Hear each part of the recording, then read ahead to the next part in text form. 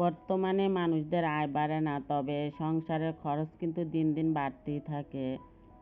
মধ্যবিত্ত ফ্যামিলিদের টানাপোড়া সংসারে আয়ের চেয়ে বেশি ব্যয় হয়। তাই এই মধ্যবিত্ত ফ্যামিলিদের টানাপোড়া সংসারে আয়ের চেয়ে বেশি ব্যয় হওয়ার কারণে তারা কিন্তু কোনো সঞ্চয় করতে পারে না। তাই তাদের কোনো সঞ্চয় করা সম্ভবও হয় না। তবে যদি আমরা মধ্যবিত্ত ফ্যামিলি যারা যারা আছি টানাপোড়া সংসারে, আমাদের সংসারে যদি আমরা অপচয় না করে আমাদের প্রয়োজনের জিনিসগুলো আমরা শুধু কেনাকাটা করি বা খরচ করি, তাহলে কিন্তু দেখা যায় যে টানাপোড়া সংসার থেকেও কিছু টাকা জমানো যায়। আসসালামু আলাইকুম, কেমন আছেন সবাই? চলে আসলাম আমার ইউটিউব চ্যানেল থেকে আরেকটি নতুন ব্লগ ভিডিও নিয়ে আপনাদের মাঝে। আমার এই নতুন ভিডিওটি আপনারা যারা যেখান থেকে বসে দেখছেন, দূরে কাছে, দেশ ও দেশের বাহিরে, আশা করি সবাই অনেক বেশি ভালো ও সুস্থ আছেন।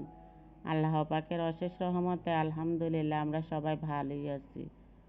বরাবরের মতন আজকের আমার এই নতুন ভিডিওটি আমি বাজার গোছানো দিয়ে শুরু করেছি।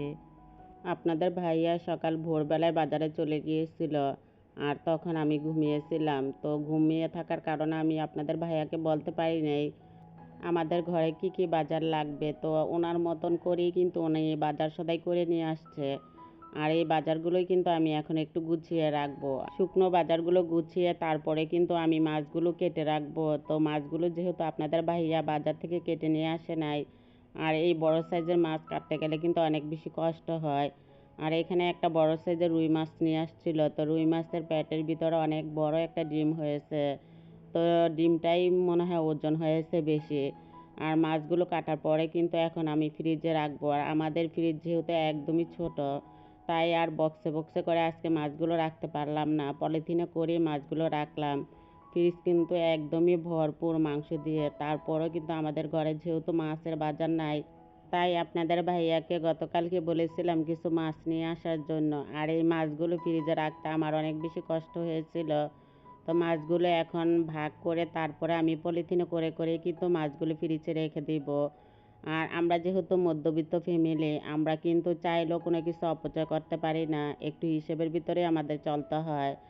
আর এই মধ্যবিত্ত টানাপোড়া সংসারে যদি আমরা অপচয় না করি বা বাজে খরচ না করি, তাহলে দেখা যায় মাস শেষে কিছু টাকা আমরা জমাতে পারি। আমাদের সংসারে যেটা প্রয়োজন সেগুলোই যদি আমরা আমাদের সংসারের জন্য খরচ করি, তাহলে কিন্তু আমাদের সংসারটা অনেক সুন্দর মতনই চলে। আর আমরা যেহেতু মধ্যবিত্ত ফ্যামিলি, আর মধ্যবিত্ত ফ্যামিলি যারা যারা আছে তারা কিন্তু কখনোই বিলাসিতা করতে পারে না। তাদের প্রয়োজনের যে জিনিসপত্র বা প্রয়োজনের যে খরচগুলো আছে সেগুলোই করে থাকে। আর আমার কাছে মনে হয় যে আমাদের মধ্যবিত্ত ফ্যামিলিতে যারা যারা আছে তাদের সংসারটা একটা রশির মতন। আর রশি যদি এক সাইড থেকে বেঁধে অন্য সাইড থেকে বেশি টানাটানি করি, তাহলে কিন্তু ওই সাইডের রশিটা ঠিকই ছিঁড়ে চলে আসে। আমরা যেহেতু মধ্যবিত্ত ফ্যামিলি, আমাদের এই মধ্যবিত্ত ফ্যামিলিটা কিন্তু একদমই রশির মতন। যদি আমরা সংসারটাকে এদিকে গুছিয়ে ফেলি, মনে হয় যে অন্য কোনো আর সমস্যা থাকবে না। হয়তো দেখা যায় এই মাসটা আমরা পুরোপুরি একটু শান্তিতে থাকতে পারবো। তবে পরে দেখা যায় যে অন্য সাইড থেকে আবার একটা বড় বিপদ বা বড় সমস্যা চলে আসে। দেখা যায় সেই সমস্যাগুলো সারতে সারতে আমাদের মতো মধ্যবিত্ত ফ্যামিলিদের মাসটা পুরো চলেই যায়। তাই আমরা চেষ্টা করব যে আমাদের যেহেতু অল্প ইনকাম, অল্প আয় আছে, তাই আমরা চেষ্টা করব অল্প ইনকাম থেকেও অল্প আয় থেকে প্রতি মাসে কিছু কিছু সঞ্চয় করতে। আর সেই সঞ্চয় কিন্তু দেখা যায় একসময় বড় একটা সঞ্চয়ে পরিণত হয়। আর সেই সঞ্চয়ের টাকা দিয়ে কিন্তু আমরা সংসারের জিনিসপত্র বা আমাদের যে প্রয়োজনীয় জিনিসপত্রগুলো আছে সেগুলো কিনতে পারি। আর অনেক ফ্যামিলিতে আছে যে পুরুষ বাজার করে না, যদি মহিলারা বাজার করে তাহলে কিন্তু সেই বাজার থেকে অনেক টাকাই মহিলারা জমাতে পারে। তবে আমি কখনো বাজার করি নাই, আবার কখনো বাজারে যাইও নাই। আমাদের সংসারে যা জিনিসপত্রগুলো আছে বা বাজার সদাই আছে সব কিছু কিন্তু আপনাদের ভাইয়াই করে। তবে আমি যদি বাজার করতাম তাহলে কিন্তু সেই বাজারের খরচ থেকে অনেকগুলো টাকাই আমি জমাতে পারতাম। আর যাদের স্বামীর অল্প ইনকাম আছে তারা কিন্তু গৃহিণীরা চাইলে নিজেরাই বাজার করতে পারেন, সেই বাজার খরচ থেকে কিন্তু অনেকগুলো টাকাই জমাতে পারেন। আর পুরুষরা বাজার করলে কিন্তু অনেক দাম দিয়ে জিনিসপত্রগুলো নিয়ে আসে, কারণ পুরুষরা কিন্তু টাকার দিকে তাকায় না, পুরুষরা কিন্তু একটু টাকা বেশি খরচ করে আর নারীরা কিন্তু একটু কমই খরচ করে। তারা চায় কীভাবে তাদের সংসারটা অল্প ইনকাম দিয়ে চলবে সেদিকে খেয়াল রাখে। আর পুরুষরা কিন্তু ওই দিকে খেয়াল রাখে না, তাদের যা মনে চাইলো তারা কিন্তু তাই কিনে নিয়ে আসে। তো যাই হোক, বাজার সদাই গুছিয়ে তারপরে চলে আসলাম রান্না করতে। আজকে রান্না করে নিলাম একটু মুরগির মাংস, তবে মুরগির মাংস কিন্তু আজকে বুনা বুনা করেছি। মুরগির মাংসতে আজকে কোনো ঝোল রাখবো না, তো একদমই কিন্তু মুরগির মাংসগুলোকে আমি ভেজে ফেলবো, মুরগির মাংসটা একদমই ভাজা ভাজা করে ফেলবো।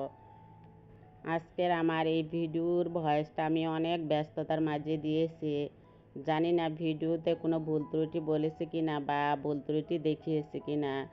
যদি ভিডিওতে কোনো ভুল ত্রুটি বলে থাকি বা ভিডিওতে কোনো ভুল কিছু দেখিয়ে থাকি তাহলে আপনারা আমাকে ক্ষমা সুন্দর দৃষ্টিতে দেখবেন। তো মুরগির মাংস রান্না কিন্তু আমার হয়ে গেছে, তো আমি কিন্তু এখন করলা ভাজিটাও বসিয়ে দিয়েছিলাম অফ ক্যামেরাতে। করলা ভাজিটাও আমার হয়ে গেছে, তাই আমি আরেকটা বাটিতে বেড়ে নিলাম। আর চুলাতে ডাল বাগার দেওয়ার জন্য কিন্তু আমি যে রসুন পেঁয়াজগুলো বসিয়ে দিয়েছি। রাইস কুকারে যে ডাল বসিয়েছিলাম সে ডালটাও কিন্তু আমার হয়ে গেছে, আর এখন চুলাতে এনে তারপরে ডাল বাগার দিয়ে দিব। আর যেদিন ঘরে মাছের বাজার নিয়ে আসে সেদিন কিন্তু ঘরের কাজকর্ম নিয়ে অনেক ঝামেলাতে পড়ে যেতে হয়, সেটা কিন্তু আমরা যারা যারা গৃহিণী আছি সবাই জানে। কারণ মাছের বাজার গোছাতে গেলে সারাটা দিনই চলে যায়, তো রান্নাটা কিন্তু বেশ আমার দেরি হয়ে গেছিলো। আর আমি কিন্তু সকাল থেকে দুপুর পর্যন্ত ঘরে একাই থাকি। ঘরে একা থাকলে কিন্তু ঘরের কাজকর্মগুলো করতে অনেক বেশি ভালো লাগে, তখন কিন্তু ঘরের কাজকর্মগুলো সুন্দর মতনই করা যায়, আবার তাড়াতাড়িও হয়ে যায়।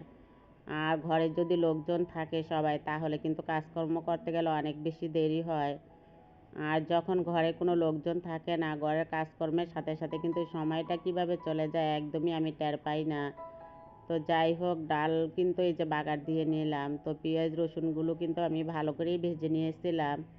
তো ভিডিওটির এই পর্যায়ে এসে আপনারা কারা কারা আছেন আমার সাথে আমি অবশ্য জানি না।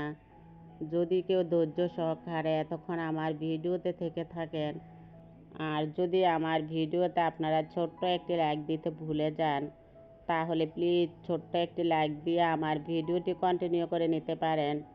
আপনাদের ছোট্ট একটি লাইক আপনাদের মতো আরও অনেকের কাছে আমার ভিডিওটি পৌঁছাতে সাহায্য করবে। আর যদি কেউ নতুন আপনারা আমার এই ভিডিওটি প্রথমবারের মতন দেখে থাকেন, আর ভিডিওটি দেখতে দেখতে যদি ভিডিওটির কোনো অংশ আপনাদের কাছে এতটুকুও ভালো লেগে থাকে চাইলে আমার চ্যানেলের পাশে থেকে যেতে পারেন, পাশে থাকা বেল বাটন অপশনটা প্রেস করে নিতে পারেন। এতে করে আমি ভিডিও ছাড়া মাত্র নোটিফিকেশন আপনাদের কাছে পৌঁছে যাবে। আপনারা চাইলে আপনাদের সময় সুযোগ করে আমার ভিডিওটি দেখে নিতে পারবেন। আর অলরেডি যারা যারা এই কাজগুলো করে ফেলেছেন তাদের সবাইকে জানাই অসংখ্য অসংখ্য ধন্যবাদ। যাই হোক, এখন যেহেতু রান্নাবান্না শেষ তাই কিছু থালা বাসন জমে আছে সেগুলোই ধুয়ে নিব। থালা বাসন যেহেতু ভিম বার লিকুইড দিয়ে আমি ধুই, তাই থালা বাসন ধোয়ার ভিম বার লিকুইড শেষ হয়ে গেছিলো বোতলের। আর এখন একটা প্যাকেট কেটে তারপরে এই যে ভিম বার লিকুইড আমি বোতলের ভিতরে ঢেলে নিলাম। আর হাত ধোয়ার যে হ্যান্ড ওয়াশ ছিল সেগুলো শেষ হয়ে গেছে। আর আমি কিন্তু যে হ্যান্ড ওয়াশ বা থালা বাসন ধোয়ার ভিম বার লিকুইড এগুলো কিন্তু স্বপ্ন সুপার শপের থেকে কিনে নিয়ে আসি, তো ওইখানে কিন্তু একটু কিছু ছাড় পাওয়া যায়। আর আমার যেহেতু থালা বাসন ধোয়ার জন্য ভিম বার লিকুইড অনেক বেশি লাগে, তাই আমি সব সময় স্বপ্ন সুপার মল থেকেই কিন্তু এই যে এই লিকুইডগুলো নিয়ে আসি অফারের সময়। চাইলে আপনারাও কিন্তু সবাই পারেন স্বপ্ন সুপার মল থেকে যখন অফার দেয়, অফারের সময় যে সংসারের জিনিসপত্রগুলো যা যা লাগে সেগুলো কিনে নিয়ে আসতে। আর লিকুইডগুলো বোতলে ঢেলে তারপরে আমি চলে আসলাম কিছু টাকা ব্যাংকে রাখতে। তো আপনাদের ভাইয়া বাজার করার পর আমাকে 200 টাকা দিয়েছিল। সেই 200 টাকাই কিন্তু আমি ব্যাংকে জমা রেখে দিয়েছি। আর এভাবে প্রতিদিনই কিন্তু আপনাদের ভাইয়া আমাকে 50 বা 100 200 যাই দেখ না কেন সেই টাকা কিন্তু আমি এই যে প্লাস্টিকের ব্যাংকেই জমা রাখি। চাইলেও কিন্তু আপনারা সবাই পারেন এভাবে প্রতিদিন বাজারের খরচ থেকে কিছু টাকা বাঁচিয়ে তারপরে সেই টাকাটা মাটির ব্যাংক বা প্লাস্টিকের ব্যাংকে কিন্তু জমাতে পারেন। আর এই ভিডিওটা ছিল রাত্রের ভিডিও। তো আপনাদের ভাইয়া কিন্তু আরও কিছু শুকনা বাজার সদাইও নিয়ে আসছে। যেহেতু সকালবেলা আমি কিছুই বলতে পারিনি, ওনার মতন করেই কিন্তু উনি নিয়ে আসছিল। আর আমাদের ঘরে কিন্তু একদমই ডিম ছিল না, তো ডিমও কিন্তু আমি ফোন করে আপনাদের ভাইয়াকে বলেছিলাম নিয়ে আসার জন্য। তাই এই শুকনো বাজারগুলো নিয়ে আসছে। আর এখন একটু বাজারগুলো গুছিয়ে রাখবো। আর আমি কিন্তু সবসময় ভিডিওতে বলি যে আমাদের ঘরে কোনো মাসিক বাজার বা সাপ্তাহিক বাজার করা হয় না। যখন যে বাজারগুলো আমাদের ঘরে লাগে সেগুলোই কিন্তু আপনাদের ভাইয়াকে বলে দিলে নিয়ে আসে। যাই হোক, চাইলে কিন্তু আমরা সবাই পারি মধ্যবিত্ত ফ্যামিলি টানাপড়া সংসার থেকে কিছু টাকা সঞ্চয় করতে। আর ভিডিওটি কিন্তু আমি এখান থেকে রাখবো। পরবর্তী আরেকটি নতুন ভিডিওর আমন্ত্রণ রইল। সেই পর্যন্ত আপনারা সবাই ভালো থাকবেন, সবাই সুস্থ থাকবেন। আপনাদের সুস্বাস্থ্যতা কামনা করে আজকের মতন বিদায় নিলাম। আল্লাহ হাফেজ।